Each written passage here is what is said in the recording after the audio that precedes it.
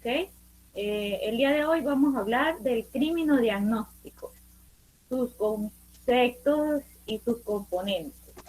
Componentes que son básicamente los que vamos a desglosar el día de hoy. ¿Cómo que lo vamos a entender? Como un informe de carácter legal realizado mediante un proceso dinámico, ¿sí? Con un proceso que se mueve, que no está estático, que permite al analista establecer hipótesis sobre los factores explicativos de la conducta de un delincuente. Entonces, ¿qué es un informe? Con hojas que se escriben, que se llenan, pero con una metodología previamente establecida, con unos pasos, con unas preguntas, un paso a paso establecido previamente.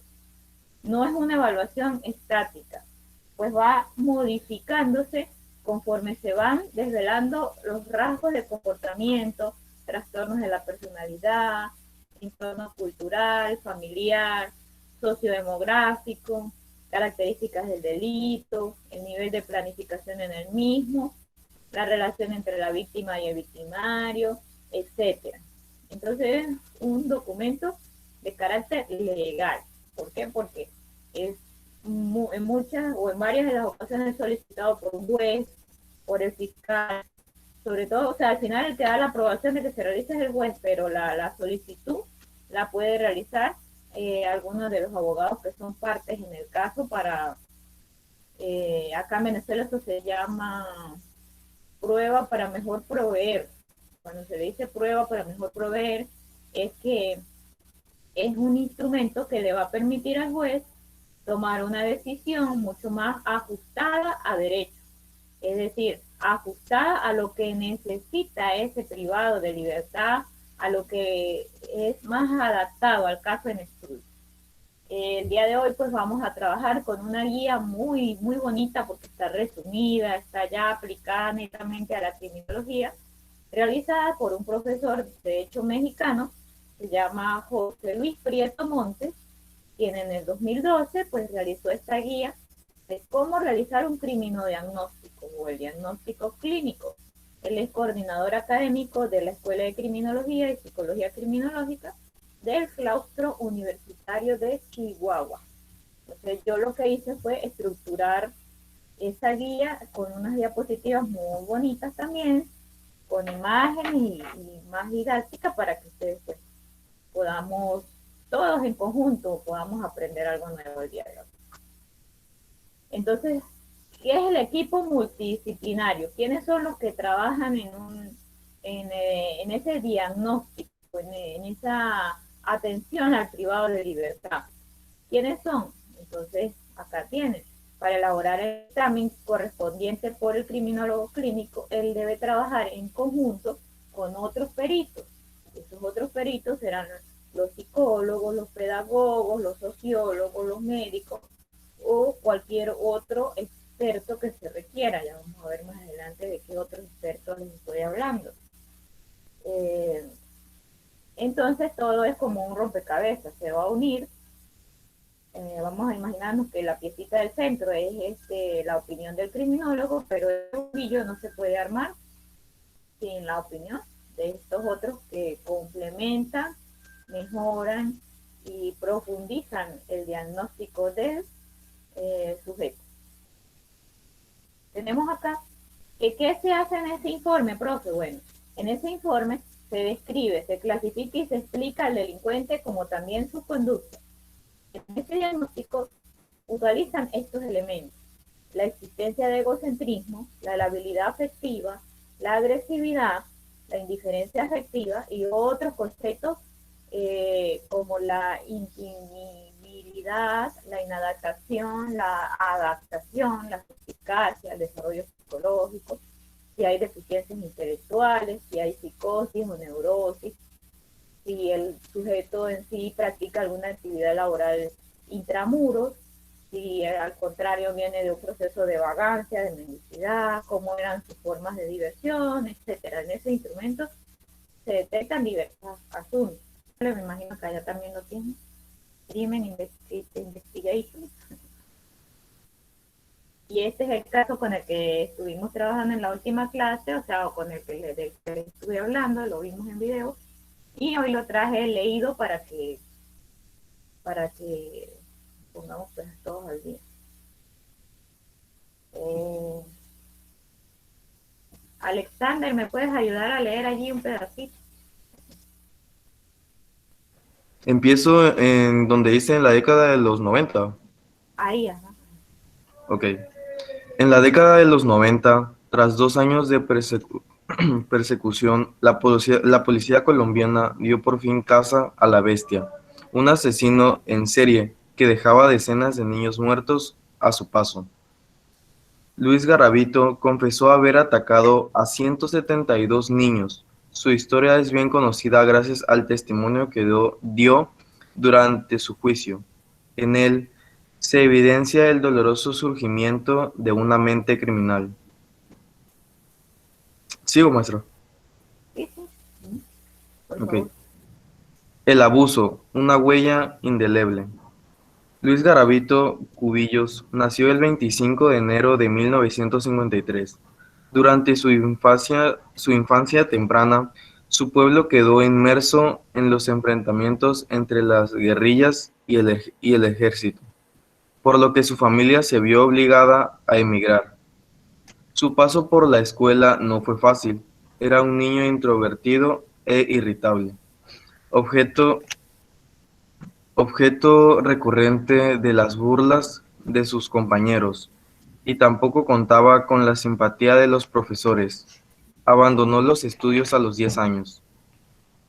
La situación en casa no era mejor. Durante el juicio, Garavito explicó que su padre era un hombre rígido, que golpeaba constantemente a su madre y abusaba sexualmente de él. A los 12 años, se convirtió en la víctima de los abusos sexuales sistemáticos de un amigo de su padre. Durante 2 años, este hombre lo sometió a una infame rutina en la que era violado, golpeado y quemado. La pesadilla parecía que iba a terminar cuando su familia se trasladó al municipio de Trujillo, pero lejos de encontrar algo más de seguridad, fue violado por otro conocido de su padre. Años después, Garavillo plasmaría las huellas de estos ataques en sus propias víctimas.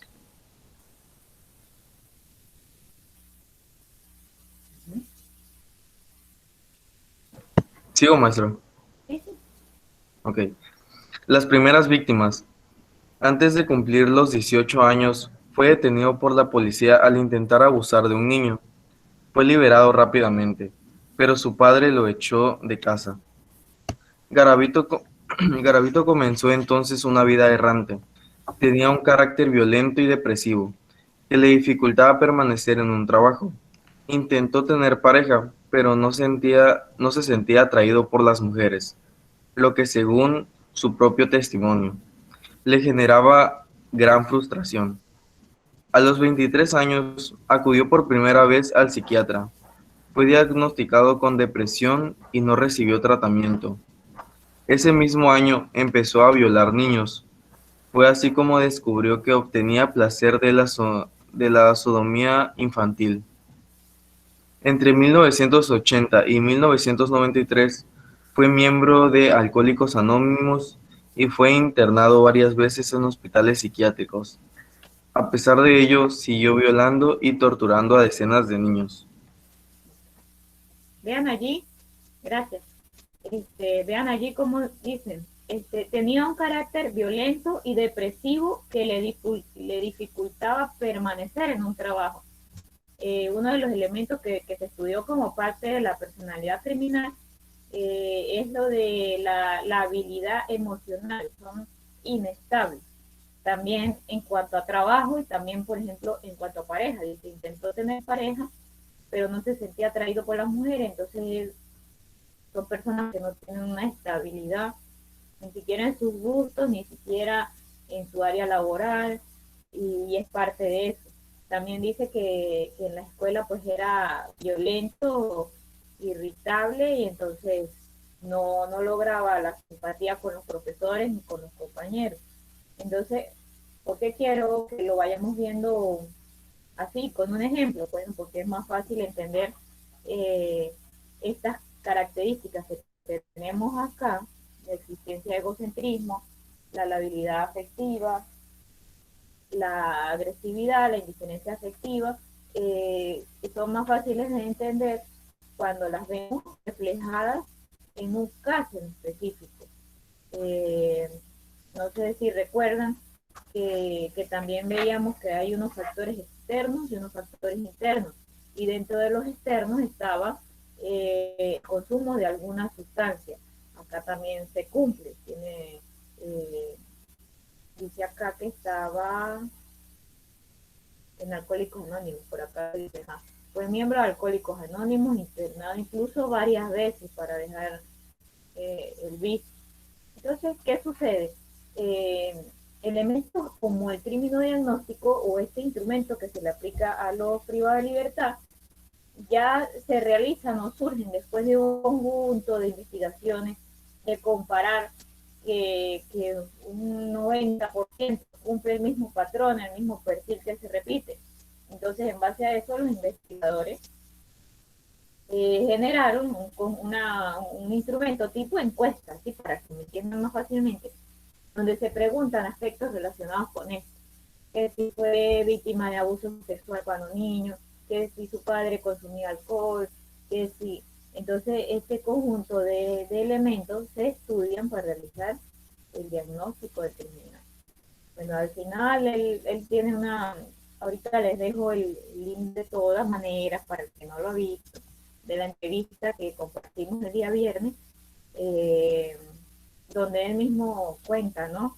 Él cuenta cosas como que se vistió de cura y andaba por los pueblos diciendo que era cura y como a veces lo que vimos de la violencia religiosa también lo vimos, que a veces el fanatismo por una religión hace que las madres, por ejemplo, lleven a sus niños a la iglesia y vaya, sea el monaguillo del cura, y entonces yo no le pregunto al niño qué le dijo el cura, qué le hizo el cura, qué le tocó el cura, y entonces ahora tenemos un montón de niños a nivel mundial violados por los curas malos. Yo no estoy diciendo que la iglesia católica es mala, ojo con eso, sino que uno como padre, sea quien sea, hasta de su esposo, tiene que cuidar a los niños y viceversa, el papá también ser cuidadoso de con quién deja, no con los amigos, si está tomando licor, no deje su niño ahí con sus amigos, porque luego que usted esté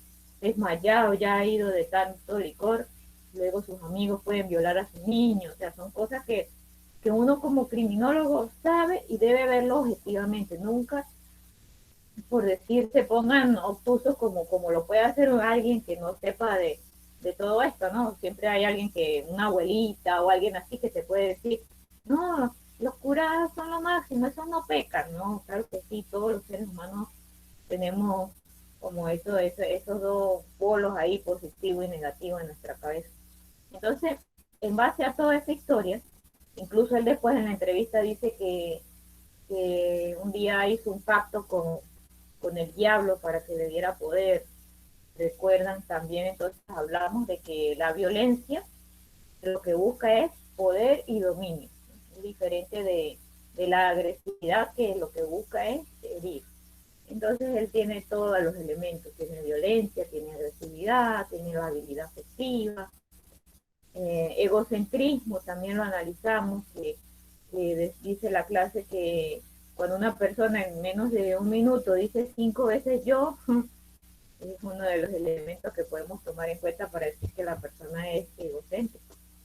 Y todo eso él lo tiene mezclado allí en su perfil. Lo curioso de este caso, ya para cerrar con el ejemplo, que y bueno, lo vamos a ir recordando cuando vayamos viendo las diapositivas, es que su condena debería haber sumado 1.853 años con 9 días, si le hubieran contado uno por uno los casos. Pero en Colombia le dieron una pena de 40 años y después por beneficio de trabajo y estudio y buen comportamiento se la bajaron a 24 años. O sea, es algo ilógico, 24 años por 200 muertos. O sea, y él incluso asesinó a 2 niños de Ecuador, y en Ecuador solamente, eh, en Ecuador solamente le daban 24 años por esos 2 asesinatos. Y en Colombia, en 22 años, perdón, por esos 2 asesinatos. Y en Colombia le dieron 24 años por casi 200 muertos. Entonces, para que analicemos un poco cómo es ese rol del juez, ¿no? Del abogado, cuando no toma en cuenta la opinión del equipo multidisciplinario, cuando tomamos decisiones para todos los privados de libertad, como si todos fueran igual de peligrosos, iguales los casos, como si todos fuera, no, pues este tiene 40 años, o sea, apenas cuantitativa, ha trabajado durante 20 años en la prisión voluntariamente, buen comportamiento, bueno, listo, le bajamos la pena a 20. Y eso son unas tablas y unas fórmulas que se llama redención de la pena por trabajo o estudio, pero eso se debe aplicar en algunos casos que no sean tan graves, los de mínima peligrosidad, los de media, pero los de máxima considero como criminólogo que no se deben tomar en cuenta para un beneficio, al igual como se hace para los demás casos, o sea, son estudios que se deben hacer más a profundidad. Sin embargo, bueno, como la justicia de los humanos a veces es injusta, porque pues, no sé qué opinan ustedes, pero 24 años para 200 muertos y de paso niños, me parece algo injusto. Entonces, pues, Dios tomó sus cartas en el asunto y por ahí están ocurriendo unas cosas eh, que, que tal vez debemos recordar como dicen por ahí, nadie se va de este mundo sin pagar las deudas se pagan aquí antes de ir. Entonces, no es por uno alegrarse de nada de lo que le esté pasando, ¿no? Pero tiene cáncer de ojo, cáncer de sangre, parece que edema en todo el cuerpo, y bueno, por ahí estuve investigando ayer qué pasó con él al final de toda la historia. Y sirve de reflexión, ¿no? Recuerden ustedes siempre que todo lo que hagan acá en la tierra, pues lo van a pagar. Entonces siempre intenten hacer su trabajo con ética, con responsabilidad, lo más acertado y justo posible. Saben que justo, pues es solo Dios, pero uno con la lectura, con la preparación, se puede hacer un trabajo que por lo menos no dañe a los. El diagnóstico criminológico, a diferencia de otros diagnósticos clínicos, no se realiza en la generalidad de los casos. O sea, dice acá no se realiza para todos los casos, ni por petición del evaluado, sino por parte de un ordenamiento jurídico a solicitud del juez. Los instrumentos que se utilizan para ese diagnóstico que les comenté, para efectos de más sencillez en la explicación, que lo vean como una especie de encuesta, una encuesta así donde ustedes les preguntan más de 100 preguntas, vamos a suponer.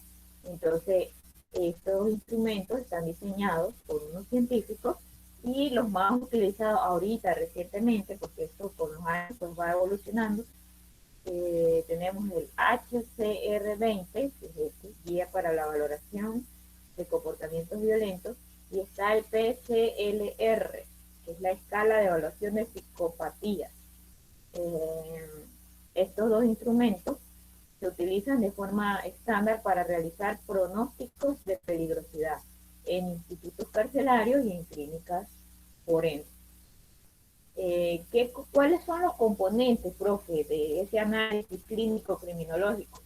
Bueno, el análisis clínico criminológico entonces es un sistema de planificación de las actividades que desarrolla el analista conductual y está compuesto de 3 elementos: la valoración, el diagnóstico y la implementación. La valoración sería todo el proceso sistemático y organizado de recolección de datos, que comienza desde el momento en que el sujeto tiene contacto con el sistema de justicia, independientemente de su situación jurídica, si es procesado, sentenciado, esta actividad se desarrolla en los centros de observación y clasificación criminal. Se debe tomar en cuenta en cada situación que cada situación amerita un enfoque legal distinto. Por ejemplo, no es lo mismo si el sujeto está simplemente siendo procesado o si ya fue sentenciado, porque si está siendo procesado, se debe respetar el principio de la presunción de inocencia. No se debe tratar como un sentenciado, que es diferente, que es cuando ya se comprobó que es culpable y bueno, la sanción y la sanción ya se tiene determinada, ya se sabe cuánto tiempo va a pasar en prisión. Tenemos que, que hay unos tipos diferentes, o sea, unos datos diferentes que se van a tomar en cuenta en la valoración. Recuerden esta lámina durante todo el transcurso de la clase de hoy. Los tres elementos: valoración, diagnóstico e implementación. Vamos a iniciar con el punto número 1, que es valoración. Dentro de esa valoración van a haber 4 elementos: subjetivos, objetivos, históricos y actuales. Y una base de datos completa sobre un privado de libertad debe incluir la combinación de estos 4 elementos. Desde la perspectiva individual, tenemos acá unos datos subjetivos en la valoración. Esos datos subjetivos es la perspectiva individual de una situación o una serie de acontecimientos. La información proporcionada por el sujeto evaluado no puede ser determinada por el criminólogo con independencia de la interacción o comunicación con el individuo. Profe, eso está muy complicado. ¿Qué quiere decir eso? Bueno, eso significa que usted como criminólogo va a hablar con alguien, pero siempre va a haber una subjetividad, una opinión muy personal de lo que usted vio. De repente, la mirada, el olor, la forma como responda, va a ser percibida diferente por Ixtia que por Josué. O de repente Gustavo hace más empatía con el privado que está entrevistando y escribe que el privado presenta buen ánimo, es una persona receptiva, pero puede ser que Alexander llegue y lo mire feo y entonces Alexander escribe que el privado de libertad es egocéntrico, antipático, no es receptivo a la entrevista. Entonces, ¿qué me refiero con esto? Que es subjetivo. Es subjetivo, pero es valioso, porque aunque el criminólogo no pueda separarse de su humanidad para hablar con el privado, pues acercándolo lo mayormente posible a una perspectiva científica o profesional, pues podemos tomar en cuenta esos datos dentro de la entrevista. A menudo se obtienen datos subjetivos durante la entrevista, como las percepciones, sentimientos e ideas sobre sí mismo o del pasado o el pasado del entrevistado. No sé si recuerdan que yo les dije que es bueno antes de, o el que vaya a trabajar en esta área de la cárcel, sane primero muy bien sus heridas y supere espiritualmente, emocionalmente, cualquier herida que tenga, cualquier trauma de niñez, cualquier parte de estas historias como las que viven lo han vivido los privados de libertad. ¿Por qué? Porque al momento, cuando usted se le enfrente a un psicópata, manipulador de mente, que se ponga a llorar, que ponga carita triste y que te diga que fue violado cuando niño y que por eso es que él hace todo lo malo que hace, y si usted como criminólogo, por ejemplo, fue violado, fue abandonado, fue cualquier cosa de las que vivimos los seres humanos, cuando esté frente a él, vas a ser fácilmente manipulable, vas a creer más rápidamente y vas a terminar así como están estos acá, consolando al pobrecito preso, pobrecito privado de libertad, y resulta que lo que está es manipulando su discurso, porque son más astutos que el mismo entrevistador. Entonces son datos que pueden ser subjetivos porque puede haber por parte de la víctima una muestra, del imputado, perdón, del privado de libertad, muestras de arrepentimiento, va a contarte unas historias de su infancia infeliz, de sus familias disfuncionales, de traumatismo, de haber sido abusado sexualmente, etcétera, que pueden ser verdad, pero también pueden ser mentira. Es lo que quiero destacar con esto. No estoy diciendo que ninguno sufrió o que no le duela y de verdad en este momento esté llorando por dolor, sino que usted como profesional debe aprender a ser ecuánime, mantenerse y allí, inamovible, escuchando y tomando notas y hasta ahí. Nada de ponerse a llorar con el privado de libertad, por favor. Entonces, en esta parte de los datos subjetivos, va a depender mucho de la pericia del investigador. Ya lo hablábamos también en las primeras clases, la capacidad de observar con detenimiento. Eh, por ahí hay un libro que se llama El Principito. Dice, lo esencial es invisible a los ojos. Es aprender a observar y no solamente a mirar. Usted aprenda a observar movimientos, gestos, contradicciones incluso en cuando él le cuente su historia del niño, todo ese proceso, para poder valorar la credibilidad del testimonio. Pues el entrevistado puede haber sido aleccionado, es decir, ya leyó, ya sabe cómo debe responder, ya vio videos como este, ya se entrenó en qué es lo que va a estudiar el criminólogo a él, el privado de libertad. Entonces ya está listo para ofrecer una historia falsa, una representación falsa, con el fin de evadir responsabilidades, manipular las pruebas, omitir información.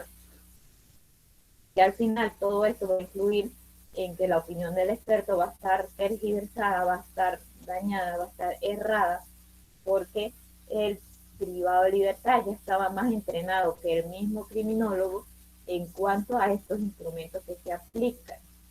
¿Qué estoy diciendo con esto? Usted debe leer más que el privado de libertad.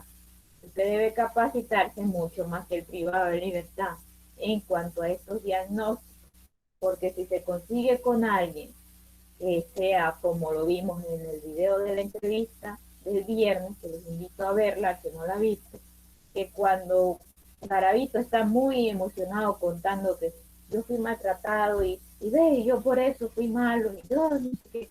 Entonces, y después me convertí a la iglesia, ya dejé de ser malo.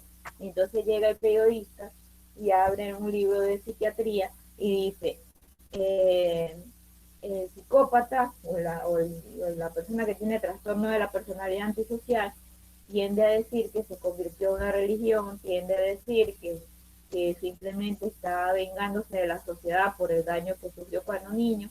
Y cuando él lee toda esa cantidad de características ante Garavito, que es el agresor sexual al que están entrevistando, Garavito se molesta y dice, ya no colaboro más, hasta aquí hablo yo, ya yo quería ayudarlos para que descubran dónde están los cuerpos para devolvérselos los cadáveres, pero ahora ya no voy a hablar más ni voy a colaborar. Toma una actitud de retaliación, de rabia, porque fue descubierto. ¿Qué sucede? Si el periodista no lo enfrenta así de frente, como con el libro en la mano, y si el periodista no hubiese leído algo antes de ir a entrevistarlo, queda llorando y convencido de que él es una víctima más de la sociedad, porque está, porque está. Entonces, y se hubiera comido todo el cuento. Entonces, ¿qué le estoy queriendo decir con esto? Cuando a usted le toque este tipo de trabajo, no a todos les va a tocar, porque les va a tocar que elija esta rama de la parte penitenciaria, pero al que le toque, o de repente la policía, porque por lo menos a mí me correspondió cuando estuve trabajando en un cuerpo de policía, hay un retén preventivo, sala de retención preventiva, y también se aplican estas encuestas a los privados. Entonces, ¿qué le estoy queriendo decir? No se deje manipular por el privado de libertad. Entonces, su informe va a salir mal, su opinión como experto va a salir tergiversada.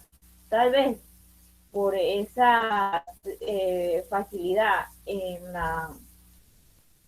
el uso de la palabra, alguien yo estuve revisando, intenté revisar a ver para encontrar quién fue el que le asesoró a ese juez que le diera solamente 4 años de prisión a Garavito, para saber quién fue esa estrella que le dijo que ya estaba bien para salir.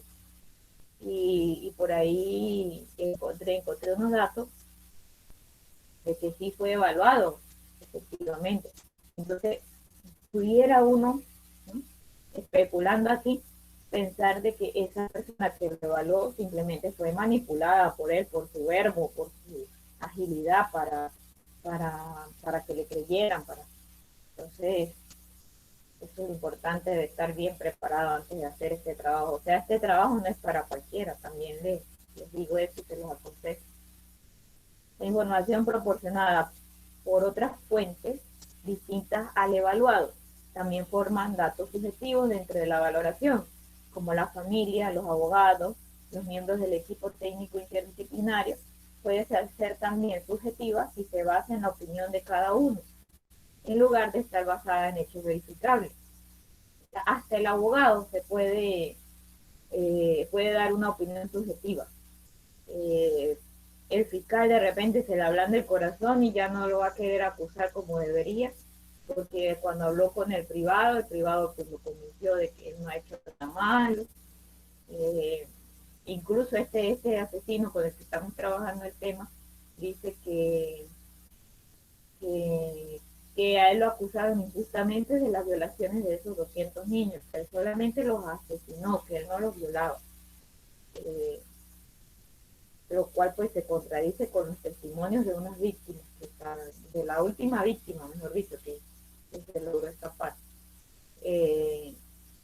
También los testimonios de la familia pues siempre va a hablar en pro de su familiar, ¿no?, que está privado de libertad.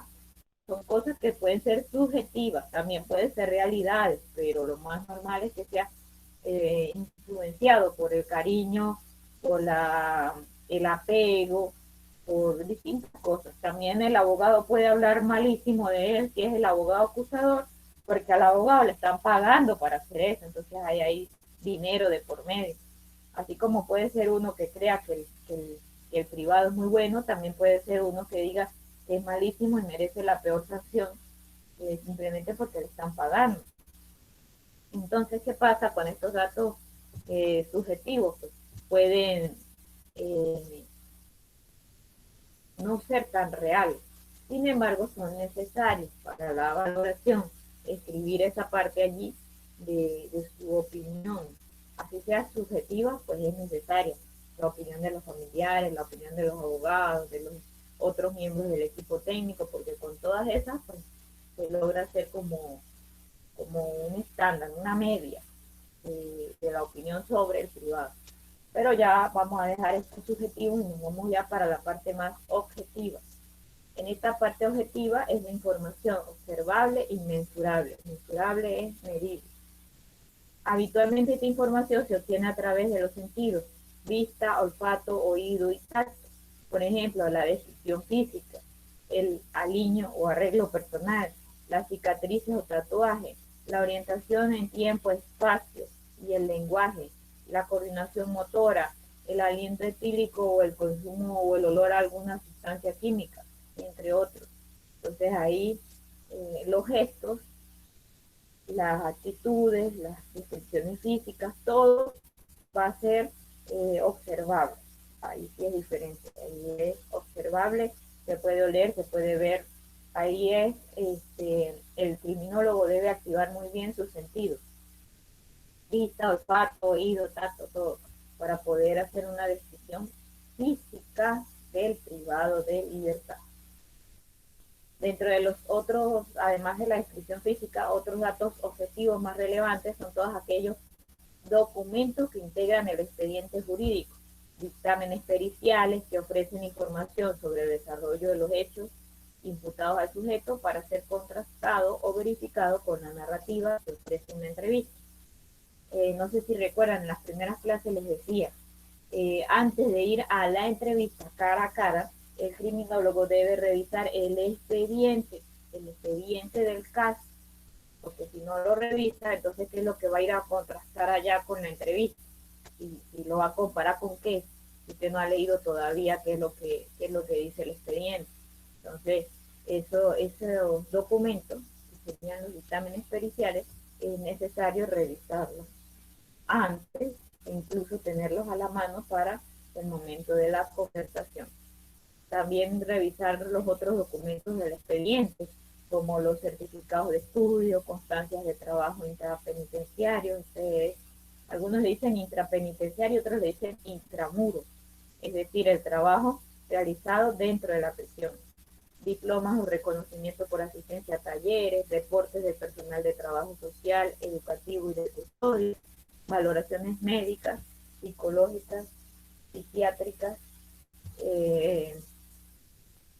donde se midan aspectos importantes como el consumo de droga, agresividad, entre otros. Aquí les tengo dos recomendaciones en cuanto a esa valoración, tanto de los datos objetivos como subjetivos. Bueno, dice, durante la valoración deberá considerar tanto los datos subjetivos como los objetivos. Debe tener sumo cuidado con la expresión escrita en el informe técnico. ¿Por qué? Vean acá dos ejemplos. Vamos a ver. Lili B, ¿puedes leerme acá esta frasecita que está acá, por favor? Sí, profa. Ok.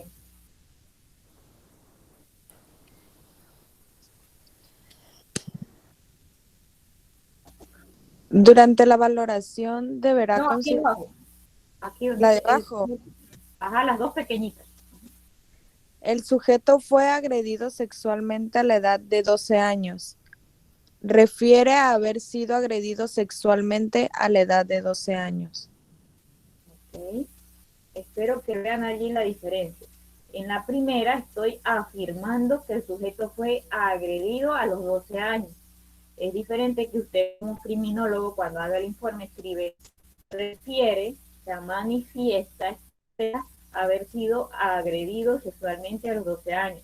Porque mientras usted no tenga un informe de un médico forense de que hubo una violación a esa edad, de que hubo una denuncia, de que hubo algo que respalde, por eso esta es la parte subjetiva, lo que él te cuenta. La parte objetiva sería el documento que certifica que de verdad fue agredido. Pero entonces, como usted no va a dejar de escribir eso, simplemente usted no va a decir, no, como no tengo pruebas, yo no lo voy a escribir. No, usted lo escribe, pero lo escribe bien. Un elemento muy interesante dentro del informe, además de llevemos la coherencia. Para valorar al sujeto va en la parte subjetiva, que son las opiniones suyas, como persona, vamos a decirlo así, está la opinión de la mamá del privado, de la esposa, está la opinión de los abogados, está la opinión del resto del equipo técnico, pero así también está la parte objetiva, que son los documentos que usted va a revisar, el expediente como tal, y también está una parte histórica. Profe, ¿qué es la parte histórica? Bueno, la parte histórica son las situaciones o acontecimientos que han tenido lugar en el pasado de la vida del privado de libertad. Son como, por ejemplo, conductas violentas en la niñez o en la adolescencia, la edad del primer delito, violencia, detenciones previas por conductas antisociales no delictivas, como vandalismo. ¿Vandalismo qué es, profe? Bueno, es dañar las paradas de las bucetas, es hacer graffiti, es romper el vidrio del vecino, son hechos vandálicos que dañan la propiedad privada. Antecedentes penales o internamientos en centros penitenciarios, todo eso que ese sujeto vivió en el pasado lo vamos a registrar. Hay un elemento muy específico que es cuando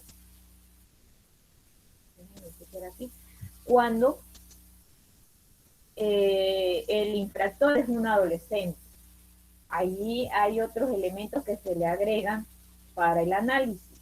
Por ejemplo, el temperamento, el déficit de atención, la hiperactividad, si es hiperactivo, la pobreza de relaciones de apego con los padres, que fue la teoría de apego que estudiamos el viernes, que por favor el que no la ha visto entre al video y lo ve. Profe, ¿dónde está el video? El video la profe se lo dejó con mucho esfuerzo y cariño el mismo viernes, editado, subido y publicado en YouTube, y se lo pegó en el Classroom, en el tablón del Classroom, para que usted lo viera. Entonces, si la profe ahorita en este momento le pregunta, ¿usted sabe qué es la teoría del apego? Usted debería tener la capacidad de explicársela porque la profe la dio, la explicó y se la publicó y se la pegó en el tablón, ¿me entiendes? Entonces todo está muy claro.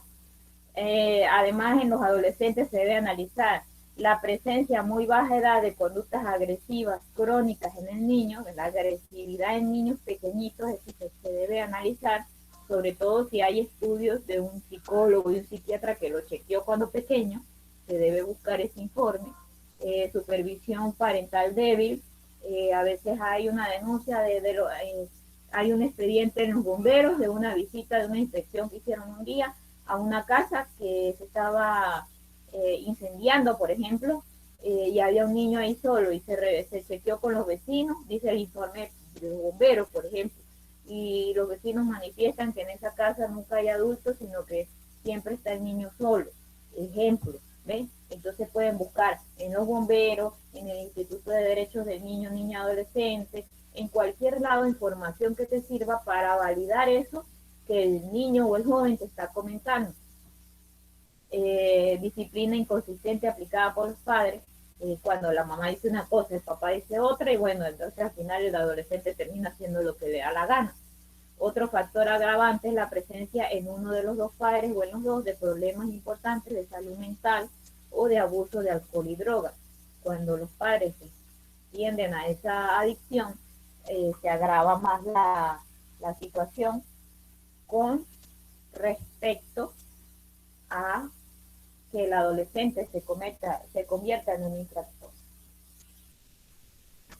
Ver acá. ¿Están viendo las diapositivas en este momento? Sí. Ok. Acá tenemos datos actuales, más seguimos con los datos, terminamos datos históricos, terminamos datos subjetivos, datos objetivos y ahora vamos con datos actuales. Los datos históricos serían los del pasado, los datos actuales, que es lo que está viviendo el privado dentro del penal. Acá tenemos, en los datos actuales se va a referir, o sea, se va a contar, a narrar, a escribir en ese informe los acontecimientos que están sucediendo en el momento de la valoración. Por ejemplo, si el privado de libertad está viviendo alteraciones del estado emocional por conflictos intrapenitenciarios, conflictos allí dentro del penal, si ha participado en motines, en segregaciones, si no recibe visita de sus familiares, si fue separado de los hijos, si es mujer pues y está embarazada dentro del penal, si tiene síndrome de abstinencia al consumo de alguna sustancia. Recuerden que los motines es esto, cuando se alborotan, matan, toman prisionero a alguien y luego lo matan o chantajean a las autoridades para obtener algo que ellos quieran. Acá les quería comentar algo. Por lo general, cuando hay motines, al personal que agarran como rehén, niños, niñas, muchachos queridos todos, es al personal que trabaja en la prisión. Es decir, si usted es criminólogo y va a trabajar en una prisión, sepa que todo el tiempo está, así como todos los seres humanos estamos en riesgo de morir cualquier día, pero cuando usted trabaja en una prisión, el riesgo es 80% más grande. Entonces, yo veo a los muchachos en las redes sociales diciendo que quieren ser criminólogos, que quieren ser criminólogos, que quieren ser criminólogos, y yo me imagino una escena como esta, y este que está acá desnudito es el criminólogo. Entonces yo digo, uy, pero no sé para qué quieren ser criminólogos, pero bueno, lo cual es broma, obviamente, de que sí vale la pena ser criminólogo, pero usted debe saber muchas cosas, debe estar en un nivel muy, muy grande para poder llegar a trabajar hasta ahí en esta prisión y saber que en cualquier momento su vida se la va a quitar otro ser humano, un conjunto de seres humanos que están allí privados de libertad, con sed de venganza, de, de, de herir, de violencia, agresividad, etc. Entonces, estos motines son comunes en las prisiones por huelga, porque quieren agilidad en el proceso penal, porque quieren más comida, porque quieren, no sé, por cualquier cosa puede originarse un motín, porque quieren enviar de líder interno ahí entre ellos, y si usted es el criminólogo confiado que está en el patiecito ahí con ellos, compartiendo como si fueran el compadre o la comadre, luego no se asuste cuando entonces lo tengan ahí de rehén, ¿me entiendes? Entonces son cosas que pasan dentro de la prisión y que deben escribirse, pues como parte de la valoración todo se debe escribir. Bueno, el privado participó en 2 motines este año, segrega o excluye a algunos compañeros, o él es el segregado, hace tiempo que no recibe visita de sus familiares, etcétera. Todo eso debe escribirse sobre lo que está ocurriendo en la actualidad. Estos datos son especialmente importantes en su valoración inicial y después en las valoraciones repetidas para comparar la información actual con los datos previos y determinar el progreso del examinado. Va narrando cómo se va comportando cada cierto tiempo para poder evaluar el progreso. ¿Y qué se mide ahí, profe? ¿Cómo hago para ver cómo va evaluando el progreso? Bueno, en los cambios psicológicos y conductuales que presenta el sujeto sometido al internamiento, pues esto influirá directamente en la actitud del examinado ante la entrevista. Cada vez que sea entrevistado, pues usted le va a ver su actitud, usted puede comparar lo que escriben los del equipo multidisciplinario con lo que usted está viendo. También aquí hay un elemento muy importante. No sé si recuerdan en la clase cuando le hablé que es un individuo, que es una persona, cuando les dije que el ser humano es un individuo, ¿por qué provenía la palabra? ¿De dónde provenía la palabra? Bueno, de que es indivisible. No sé si se acuerdan de esa clase. Y profe, ¿qué tiene que ver eso con esto de la prisión? Bueno, dice acá, es imposible separar lo que el individuo trae de la prisión a lo que la prisión produce en él. Entonces, un solo individuo, es el mismo Juancito Tucupey que entró a la cárcel, que vivió en la calle 30 años y que luego entró a la cárcel y va a vivir 30 años más en la cárcel, es el mismo individuo. No es que usted lo va a picar por la mitad y usted va a decir, no, esta mitad fue la que vivió afuera de la cárcel y esta mitad es la que va a vivir dentro de la cárcel. No, es un ser indivisible, es un ser único. Entonces, como individuo, hay distintos elementos que hacen vida dentro de este cuerpito humano, hay muchos elementos. Entonces, algunos dicen que nosotros tenemos siete personas dentro de nosotros mismos. Imagínense eso. Se los traje solo a modo de cultura general. Tenemos al hombre mental, al hombre emotivo, al aspecto físico, al cuerpo astral, al aspecto mental inferior, al aspecto emotivo inferior y el aspecto etéreo inferior. Son algunas teorías que plantean pues, que el hombre es tan complejo que tiene 7 partes o 7 elementos dentro de sí. Entonces, como es imposible separar lo que es el hombre antes de la prisión y fuera de la prisión, usted debe entender que para entenderlo mejor debe verlo así holísticamente y como un todo. En cuanto a las partes también actual de la valoración, lo que está viviendo el detenido en la actualidad, se debe tomar en cuenta. Por acá les traje una investigación de Hernández y Sarkis. Ellos plantearon que como consecuencia del encierro y de la disciplina, el privado de libertad siente, en este caso ellos hicieron un estudio sobre privados de libertad, pero en hospitales psiquiátricos.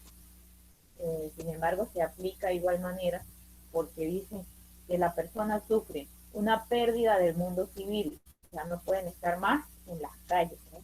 Pérdida de autonomía, ya no se van a levantar y acostar a la hora que quieran. Pérdida a un sistema de privilegios y castigos. Hay castigos en celdas pequeñitas, en cada prisión tiene su forma de los castigos y los privilegios. Hay una exposición contaminadora a lo que el de al lado, a lo que a los otros privados de libertad te puedan enseñar. Y hay una ruptura de la relación habitual entre el individuo actor y sus actos. Ya usted no es dueño de sus actos al estar privado de libertad. No decide libremente todo lo que va a hacer en el día, como decir que usted se pueda parar una mañana y decir, hoy voy para el banco, después del banco voy y pago el colegio y después voy. No, Cuando está privado de libertad, sus decisiones de su rutina diaria no están en sus manos. También es importante conocer que hay unos elementos que afectan el estado de salud psicológica y física del privado de libertad. Pues, ¿qué pasa? El ingreso en prisión conlleva un proceso de adaptación psicológica del individuo en el que intervienen e interactúan algunos elementos. Miren cuáles elementos son. Ejemplo, estresores ambientales, como la humedad, el calor, el frío, el ruido. Por ejemplo, si usted era alguien que no le gustaba el ruido, y al estar en prisión, ahí tiene alguien en la celda de al lado que tiene un radiecito y tiene el radiecito a todo volumen todo el tiempo, pues ya no va a ser tan fácil decirle que lo apague, ¿verdad? Que le toca calárselo porque bueno, no está en la sala de su casa, usted le podría decir que apagara el radio a su hijo, es diferente. Si usted es de un estado donde el clima es frío y comete un delito en un estado donde el clima es extremadamente caliente y pues lamentablemente lo detienen y cae preso en ese estado donde es caliente y su clima normal es demasiado frío, pues va a sufrir y eso causa estrés, son estresores ambientales. La existencia de condiciones higiénicas y médicas deficientes, no tiene las condiciones médicas ni higiénicas necesarias, hay ausencia de espacios de esparcimiento, situaciones de hacinamiento, falta de dignidad sexual, una estructura arquitectónica organizacional en la que se desarrolle toda la vida del individuo y hay alejamiento de las fuentes de apoyo social. Todo esto va a influir en mayor, menor o mediana forma de acuerdo a estos tres elementos. A los recursos individuales, por ejemplo, hay prisiones donde no hay régimen. Profe, ¿qué es régimen? Bueno, es cuando hay normas, cuando hay una prisión bajo el control del Estado, pero hay otras prisiones pues, que están prácticamente bajo las normas del privado de libertad. Entonces, en esas prisiones donde el privado de libertad tiene más el privado de libertad que tenga más dinero, no le va a afectar, por ejemplo, el frío, el calor, ni nada, porque tiene hasta aire acondicionado en su celda. En cambio, el más pobre pues se va a ver afectado. También hay estrategias de afrontamiento, es decir, hay una mayor capacidad a hacer como el ave fénix, a levantarte de tu ceniza, a verle el lado bueno a los problemas y bueno, esa capacidad va a ayudar mucho en que esta parte no te afecte tanto. Y en resumidas cuentas, la personalidad de cada uno de los individuos se va a ver, va a ser la que influencie si esto le afecta, si estos elementos le afectan a la salud psicológica en gran o menor manera. Espero me estén entendiendo hasta acá. Ajá. Tenemos que las fuentes de datos, ¿de dónde va a agarrar el criminólogo de información para hacer este informe? Bueno, el examinado o el privado de libertad, el entrevistado, va a ser la fuente primaria y con la conversación que tengamos con él o las conversaciones, se pueden obtener los datos subjetivos necesarios. Hay varias cosas que el privado de libertad va a hacer durante esa entrevista. Por ejemplo, compartir las percepciones y sensaciones personales sobre el internamiento y la narrativa de los hechos según su propia versión.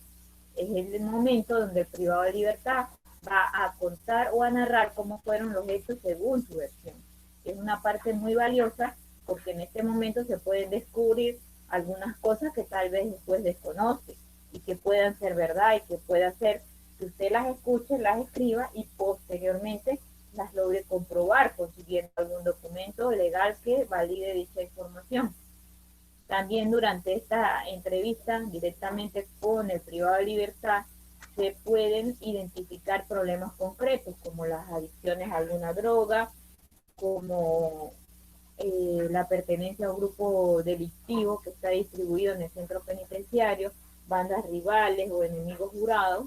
Se puede entender por qué el delincuente pues no mejora, porque sigue así, bueno, porque tiene alguna banda rival que está afectando lo que está a la cual se asoció y ahora es difícil que la deje. También se puede validar la respuesta a modalidades diagnósticas o de tratamiento. Profe, ¿qué es eso? Ya ahí ya está hablando muy complicado y ahí ya yo no lo entiendo. Bueno, cuando usted esté sentado frente al privado de libertad, usted se puede dar cuenta con la conversación que tenga con él si los talleres, las terapias, el yoga, la meditación, las actividades deportivas, la carpintería, le está ayudando o no le está ayudando. Profe, ¿cómo me doy cuenta? Bueno, usted le va a pedir al privado de libertad que describa qué le ha parecido la actividad X, Y o Z que se esté haciendo para reintegrarlo o como tratamiento de reintegración social. Por ejemplo, acá les traigo una prácticas de yoga que está volviéndose común. Esto es lo último, lo más nuevo. Intenté ponerme en lo más nuevo que hay en cuanto a tratamiento de privados de libertad. Yo dije, les voy a traer algo nuevo a los muchachos, porque una profesora del siglo XXI que les traiga un libro todo viejo, amarillo por ahí, que les enseñe las técnicas que se usaban en la Edad Media con los privados de libertad, pues no es lo justo, ¿verdad? Además que todo el esfuerzo que se está haciendo es para que ustedes sean los mejores. Entonces los mejores deben estar más actualizados cada día. ¿Cuáles son las últimas técnicas en cuanto a tratamiento? Aunque esta no sea la clase de hoy, pues les traje acá dos imágenes, tanto en Argentina como en Colombia, como en México. Se está aplicando un programa que fue diseñado en los Estados Unidos que se llama Yoga en las prisiones. Este programa se trata de mezclar actividad física con relajación mental, con meditación, para conseguir esa paz interior en los privados de libertad y que ellos a través de eso disminuyan el nivel de agresividad y de violencia dentro de la prisión. Acá les traje, vamos a ver si se logra ver, lo que pasa es que acá me avisan si no están viendo, porque el otro, ahí ya lo veo. Dice ahí, esa es letra, puño y letra de un privado de libertad que les traje. Dice, lo leo yo porque no sé si ustedes logren leer hasta allá. Dice, sin duda, los jueves de yoga se han convertido en mi día preferido y esperado de la semana. Esto tiene, desde mi muy particular punto de vista, mucho que ver con la calidad de personas que tienen nuestros maestros o instructores. Su actitud siempre tranquila, optimista, relajada y regalándome en todo momento una muy grata sonrisa. Su trato considerado y gentil los caracteriza como una comunidad muy grata. No sé si es por sus perfiles de personalidad relacionados con la institución a la que pertenecen o por el yoga o por ambas circunstancias. Lo que sí sé es que su trato debe ser universal. Es decir, así deberíamos ser todos. La práctica de yoga en mi vida la ha cambiado, ha rejuvenecido mi alma y mi espíritu, y a mi cuerpo le ha devuelto alegría, gozo y fortaleza. Imagínense eso. Eso lo dice un privado de libertad. Entonces, ¿qué les traje yo? Porque yo pienso así, mire, escuchen. Yo les puedo dar esta clase el día de hoy. Les doy la del miércoles, la del jueves y todo. Bueno, terminamos. Luego, más nunca tal vez nos volvamos a ver. Pero yo quiero que ustedes aprendan algo no solo para la materia, sino para la vida. Entonces, les traje unos links que les voy a dejar para que ustedes mismos, como jóvenes, se metan en esas páginas, averigüen. Mire, la profe una vez dijo que este tratamiento servía, y de repente ustedes van a ser directores de prisión, de rehabilitación de México, en el nombre de Dios, y entonces usted va a decir que algún día una profesora les dijo que ese tratamiento funcionaba y pueden investigar. De hecho, es un proyecto de los Estados Unidos, pero está aplicándose en mayor manera en México. Entonces ustedes son los indicados para estar más cerca de esa información. Ya se aplica en varias prisiones de este país. Y bueno, básicamente esas eran las fuentes primarias de donde se va a extraer la información, bueno, directo del privado de libertad. Y hay otras fuentes que son secundarias, que son todas las demás que no sean el propio evaluado. Por ejemplo, en aquellas situaciones en las que no puede participar el evaluado, ¿por qué? Bueno, porque hay personas que son inimputables. Profe, ¿qué es eso de ser inimputable? Bueno, que tienen una capacidad jurídica reducida. ¿Por qué? Bueno, porque son menores de edad o porque sufren un síndrome como por ejemplo el síndrome de Down y que no, o porque son de una etnia indígena, hablan otro idioma. Entonces, cuando no se puede realizar esa entrevista directa, así que haya un entendimiento, una comunicación entre el criminólogo y la persona que cometió el delito, porque por las razones que ya les mencioné, entonces, ¿qué se necesita? Se necesita un traductor o alguien que conozca esa cultura. ¿Por qué? Porque según aquí tenemos un autor, se llama Vaca Cortés 2011, dice, menciona que es necesario conocer los usos y costumbres e incluso en frecuentes casos hacer uso de un traductor diestro y experto que conozca no solo el idioma, sino las particularidades formativas de los miembros de la comunidad en cuestión y puedan fungir como asesores de los tomadores de las decisiones legales. Entonces, ese criminólogo que quiere hacer ese informe que el juez le delegó, o sea, haga un informe sobre un guajiro que fue detenido allá en México, y es un guajiro venezolano, y mató a alguien, yo quiero saber por qué lo mató. Bueno, entonces, cuando usted hable con el guajiro le va a decir, bueno, yo lo maté porque yo le vendí mi hija y él no me pagó. Entonces usted va a decir, no, entonces hay varios delitos, el homicidio y también la venta del menor de edad y no sé qué. Pero resulta que si usted se busca un asesor, un experto en esta etnia, va a entender que esa etnia vende a sus hijas, entonces es normal. Por poner un ejemplo, esa parte él no lo está viendo como delito. Usted debería concentrarse en el delito de homicidio, que fue el que le pidieron que analizara. O por ejemplo, detienen a alguien de una etnia también, y tiene una lengua que ustedes conocen, bueno, debe buscarse un asesor para que lo ayude a entender no solo las costumbres, sino también el idioma. Esos elementos hay que tomarlos en cuenta. Eh, no sé si vieron la película que se llama Terminal. Terminal era una película donde había un sujeto que viajaba de Cracovia a Estados Unidos, a Nueva York, porque Tom Hanks, creo que se llama el protagonista, porque él le prometió a su papá que buscaría un autógrafo de un cantante de jazz, de un músico.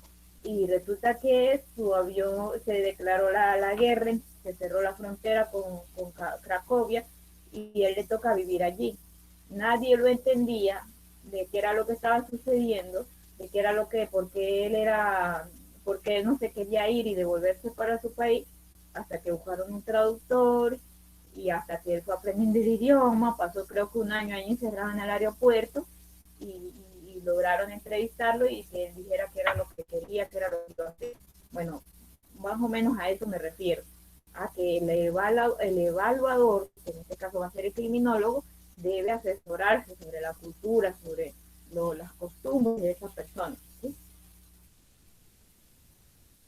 Tenemos también que entre las fuentes secundarias por donde se puede encontrar información, se encuentran los familiares o los allegados del privado de libertad, personas del entorno inmediato y otros miembros del equipo técnico disciplinario, como el personal de custodia, que por lo general tienen más contacto directo con el privado de libertad, porque están todos los días cerca de ellos y por lo general llegan a conocerlos aún mayormente que usted, que es un personal administrativo que está en su oficina y solo baja cuando va a tener que hacer alguna entrevista. Al contrario, el personal de custodia está todos los días con los privados y tiene mayor confianza con ellos. Ellos pueden ser informantes. También tiene los compañeros de módulo o de celda que pueden proporcionar datos sobre las características del sujeto.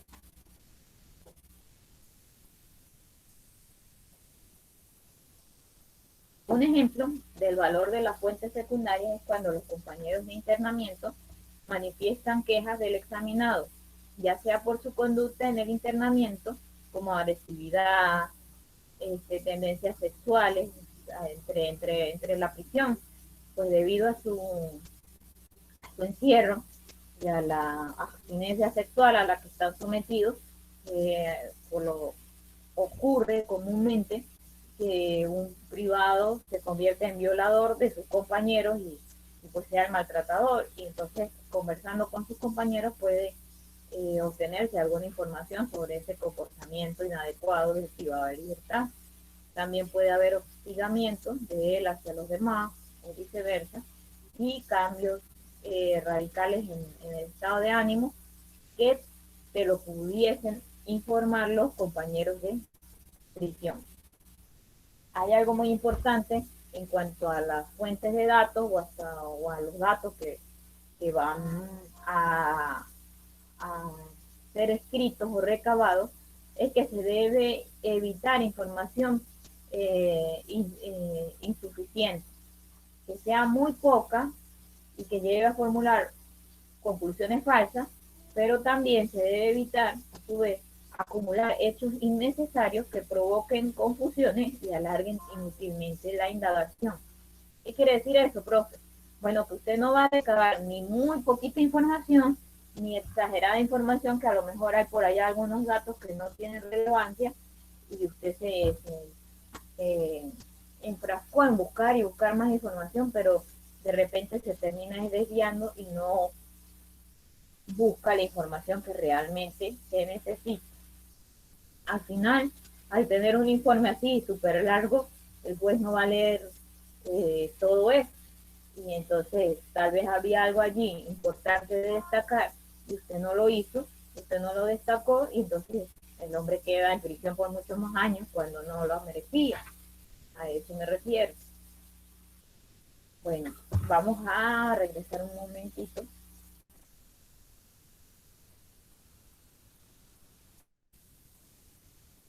Acá. Recordemos, los componentes del análisis criminológico. Tenemos que hay valoración, diagnóstico e implementación. Ya hemos hablado de la valoración. Todo esto fue valoración. Se contemplan unos datos subjetivos, objetivos, históricos y actuales. También les hablé de cuáles son las fuentes para obtener esa información.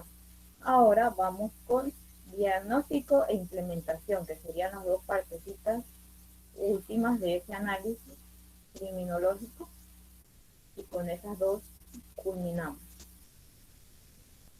El diagnóstico clínico criminológico. Ya después de usted haber valorado todos esos elementos, usted va a hacer un diagnóstico. ¿Qué es un diagnóstico, profe? Bueno, es un juicio valorativo sobre un individuo que ha cometido una conducta desviada socialmente, que puede o no estar tipificada como delito. Puede ser una desviación o puede ser un delito. Se deriva de un proceso sistemático de recolección y análisis. Es decir, el diagnóstico usted lo va a realizar es después que ya tiene recabada toda esa información que proviene de esas fuentes primarias o secundarias, y que puede ser objetiva, subjetiva, histórica y actual. Todos esos elementos que van en la valoración, usted los va a unir, los va a leer, y producto de esa lectura, de esa reflexión, de esa compilación, usted va a poder emitir un diagnóstico clínico. ¿Para qué sirve eso? Bueno, sirve para precisar, escuchen todo esto, una clasificación y segmentación en los entornos de privación de libertad. Ay, no, profe, yo no entiendo qué broma es eso, la segmentación en los entornos de la privada de libertad. Bueno, en criollo, gracias a su diagnóstico, el privado va a saber, o el juez va a saber si asigna al privado a una cárcel de mínima, de media o de máxima peligrosidad. Hasta ahí creo que así sí está más clarito, ¿verdad? También va a saber el juez si la ejecución de la pena la hace bajo régimen, bajo rejas, o bajo presentación, medidas más flexibles, o simplemente le asigna un trabajo comunitario, por ejemplo. Entonces, hay un tratamiento intrapenitenciario que también va a depender de su diagnóstico. También la concesión o negación de beneficios preliberacionales, o el seguimiento de los sujetos cuando ya fueron liberados, que quedan bajo presentación, que tienen que firmar cada 15, cada 20 días en un tribunal. Todo esto que suena tan importante va a depender de ese diagnóstico que usted va a hacer, de esa firma, de eso que usted escribió. Entonces, por eso es lo delicado de este trabajo. Como les digo, este es uno de los trabajos más delicados que puede tener un criminólogo. Yo siempre le digo, tengo unos colegas que han dedicado más de 20 años de su vida a trabajar en prisiones y yo los admiro, de verdad. Yo digo, no, ese es el trabajo más difícil dentro de la criminología, es este, de verdad que sí. Es tratar con almas que pues, están débiles, están tal vez enfermas. El alma, no me refiero a la persona física. Y esas almas para, pues, en ese proceso de curación incluso te pueden hacer daño a ti. Es difícil. Bueno, para su correcta elaboración de este diagnóstico se aplica el método clínico.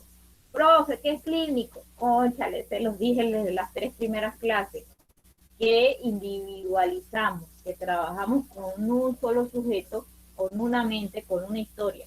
Ese método clínico va entonces a ser aplicado en cada sujeto examinado. Aún cuando una banda delictiva sea detenida el mismo día, intervienen a 11 integrantes de la banda delictiva. Pues son 11 integrantes, pero usted, el método clínico le va a decir que usted va a entrevistar a uno por uno. Cada uno tiene una historia. A diferencia, por ejemplo, del abogado, se suele ver que si esa es la misma causa, como le dicen ellos, esta es la misma causa penal, ellos van todos igualitos con la misma sentencia, la misma pena, los mismos motivos, las mismas causas. Y el criminólogo no lo ve así, el criminólogo lo ve de que cada uno de estos mentes es una historia, es un ser humano, es un individuo, y más hacia la parte humana de ese privado.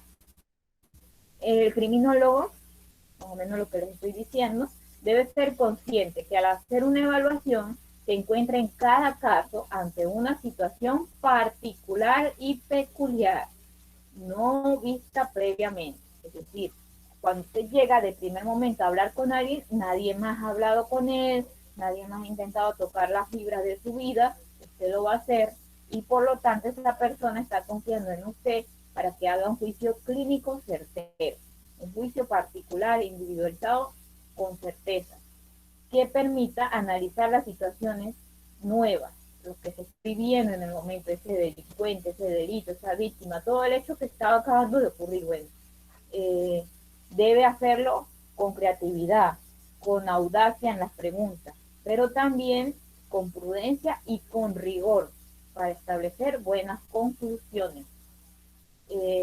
La implementación. Profe, ¿cuál es esa tercera etapa? Bueno, una vez realizado el diagnóstico e identificados claramente los factores causales o de riesgo que tienen lugar, factores causales o de riesgo en ese individuo, entonces viene la implementación de actividades o intervenciones criminológicas. ¿Qué es eso, profe? Bueno, son estrategias específicas diseñadas para un sujeto en concreto, con la finalidad de evitar complicaciones y contribuir en el proceso de tratamiento intrapenitenciario desde una perspectiva holística. Como les dije, incluso algunas personas dicen que dentro de cada ser humano hay siete cuerpos, entonces usted tiene que analizar toda esa parte física, psicológica e incluso espiritual. Esto nos lo dice Prieto, el profesor de la Universidad de Chihuahua, que diseñó esta guía de cómo aplicar el diagnóstico clínico criminológico. Me parece espectacular su trabajo, ¿por qué? Porque está destacando que existe una parte espiritual en ese privado de libertad, que hasta hace, qué sé yo, 10 años era un pecado que un criminólogo dijera que ese individuo tenía una parte espiritual, porque los científicos decían que era solamente físico y mental, o sea, que estaba enfermo del cuerpo o de la mente, pero no se tomaba en cuenta esa parte espiritual. Entonces, profe, entonces, ¿cómo deben ser las características de las intervenciones criminológicas? Bueno, deben ser integrales, porque tienen que ser compatibles con el tratamiento o las acciones terapéuticas de cada miembro del equipo técnico. Nadie es un, la dicen por ahí. Usted debe trabajar de la mano con el psicólogo, con el psiquiatra, con los otros criminólogos, aunque sea difícil, porque sabemos que el gremio, pues, ustedes lo van a ir viendo cómo son cuando se gradúen. Tal vez hoy día se quedan muchos, se abrazan en el salón, pero cuando el día que se gradúan, ahí dejan de ser amigos y entonces ya todos son competencias. Cosa muy fea en nuestro gremio, de verdad, yo los invito a que ustedes cambien la historia. porque al ser así, pues simplemente cada quien está nadando para su lado y se olvidan de la sociedad, que es la que nos está esperando. Deben ser integrales, entonces debemos trabajar en equipo con los otros compañeros de la prisión que estén trabajando allí. Deben ser seguras, no han de realizarse con el riesgo para el examinado ni para el criminólogo. Profe, ¿qué quiere decir eso? Bueno, que usted nunca se la va a dar de un super saiyajin, superhéroe, y va a ir a entrar allá a entrevistar privados de libertad sin la respectiva custodia alrededor. Todo eso debe hacerse programado con el director de la prisión, que haya custodia, que haya respaldo alrededor, porque si ese día que usted baja voluntariamente a hacer esa entrevista, pero sin avisar, sin tramitar con nadie las medidas de seguridad, y por casualidad esos privados ese día tenían organizado hacer un motín, bueno, la víctima que va a quedar allí detenida, que va a ser violado, matado, etcétera, va a ser usted. Así de simple. Entonces la intervención criminológica debe ser segura, con las medidas de seguridad necesarias. Debe ser individualizada, hasta donde sea posible dar un seguimiento individual, sobre todo en los casos donde hay riesgo contra la integridad física o psicológica del sanado. Casos donde la persona sí se está regenerando, quiere hablar con usted, quiere contarle, quiere participar en terapia, pero hay tal vez una banda dentro de esa prisión que lo tiene amenazado, que no lo deja. Bueno, tal vez pedir un traslado sería la medida mejor en ese caso. O qué sé yo, cada caso va a tener una historia particular. Y las características de la intervención criminológica también que destaca es que debe ser realista. Se deben tener claramente delimitados cuáles son los recursos con los que cuenta el criminólogo, el examinado y la institución. ¿Por qué el criminólogo, profe? Bueno, porque tal vez hay prisiones donde al criminólogo no le van a dar ni las hojas para imprimir las encuestas. Es la realidad de nuestras administraciones públicas. O tal vez no le dan ni una oficina. Entonces a ese criminólogo le toca trabajar allá en las mesas del comedor de la prisión, que también lo viví. Entonces, estos recursos con los que cuenta el criminólogo van a influir, también van a influir los recursos del examinado, a veces ni siquiera va a tener para comprarse su uniforme, o qué sé yo, o algo que necesite. Él quiere, por ejemplo, estudiar en la prisión, que hay un plan de estudio, una formación para estudiar, educación, sociología, lo que sea. Aquí, por ejemplo, dan estas carreras en cárcel. Pero el examinado quiere estudiar, es el privado de libertad, pero no tiene un lápiz, no tiene un papel, no tiene un cuaderno. Entonces, bueno, hay que ver cómo se tramitan esos recursos o cómo plantear proyectos de tratamiento ajustados a la realidad. Y la institución en general, si la institución tiene una cancha bien bonita, bueno, vamos a darle uso. Ya tenemos la cancha, lo que necesitamos son instructores, vamos a hacer un convenio con el Ministerio de Educación, de Deportes, y traemos profesores para la penal, para que conviertan a esos muchachos en beisbolistas, en futbolistas, en lo que sea. Entonces, es utilizar esa balanza que utilizan muchos los administradores, beneficios, costos y disponibilidad, para poder diseñar los planes preventivos. En cuanto a las nuevas modalidades de tratamiento que les he estado comentando, pues lo bueno es que son de bajo costo. Simplemente es un asesor, alguien que sepa bastante del tema, de cómo canalizar eso de estos ejercicios y esta terapia. Y no es nada, porque en realidad es la persona y su silencio y su disposición la que va a hacer el milagro, ¿no? Y bueno, prácticamente esto fue la clase de hoy. Recuerden que en el canal están todos los videos del día viernes